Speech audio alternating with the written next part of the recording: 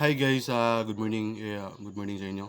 Welcome to Kain Vlog. So, for today's video, kakain tayo ng iba't ibang putahe na pagkain. Meron dito chicken, meron ditong baboy, meron ditong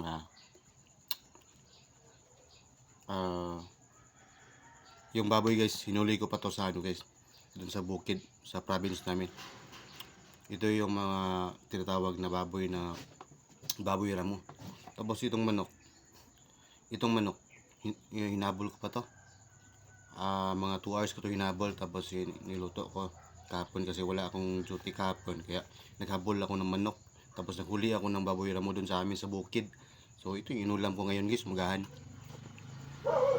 Nagugas ako ng kamay guys, para magkamay-kamay lang ako magkain. Tapos ito yung baboy ramo, kakainin ko ito lahat guys. Pati itong atsal ito, kakainin ko. Tapos pati yung buto, kakainin ko na. Kakainin ko yung buto. Tingnan mo. Ito kakainin ko buo to ha. Tignan nyo ha.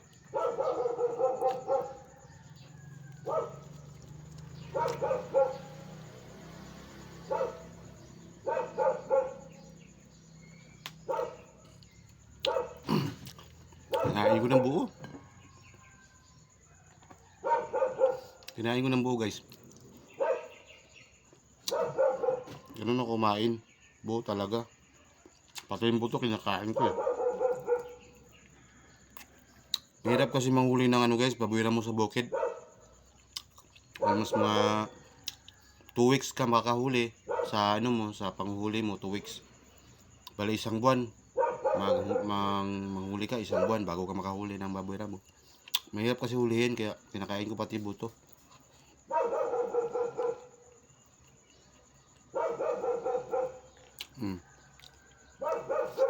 Pati ito guys, atsal guys.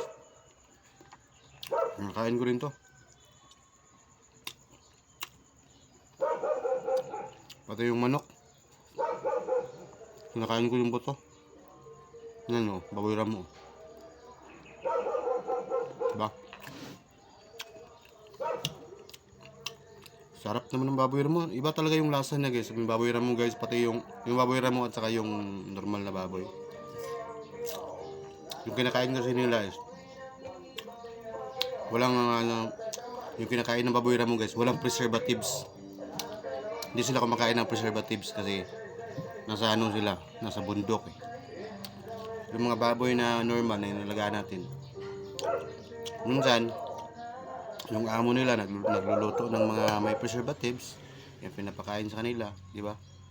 Kasi kaya hindi mas masarap yung baboy na nasa bundok, yung baboy ramo, kasi hindi sila kumakain ng preservatives eh. Healthy sila guys, pure healthy talaga sila. Ano mo, ito baboy ramo. Diba? Iba talaga yung lasa niya guys. Sarap talaga siya guys, yung baboy ramo. Sarap talaga. Tapos ito yung chicken.